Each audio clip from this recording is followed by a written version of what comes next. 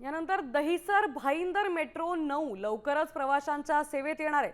मुंबईतील दहिसर भाईंदर मेट्रो 9 मार्गिकेचा पहिला टप्प्याचा उद्घाटनाचा मार्ग आता मोकळा झालाय। दहिसर ते काशीगाव पहिल्या टप्प्यासाठी commissioner of metro rail safety कडून अंतिम प्रमाणपत्र मिळालंय। MMRDAच्या नियोजनानुसार फेब्रुवारी महिन्यात ही मार्गिका सेवेत दाखल होण्याची शक्यता आहे। मेट्रो 9 मार्गिकेची लांबी 13.6 किलोमीटर असून या मार्गिकेवर 10 स्थानकं आहेत। यातील दहिसर ते काशीगाव या पहिल्या टप्प्यातील मार्गावर फेब्रुवारीत वाहतूक सुरू केली जाणार आहे।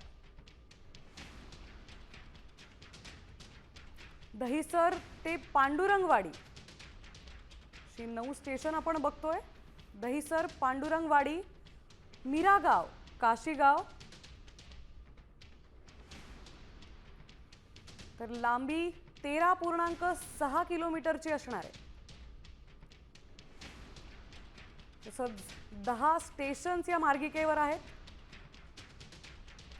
याचा खर्च 6,607 कोटीचा आहे।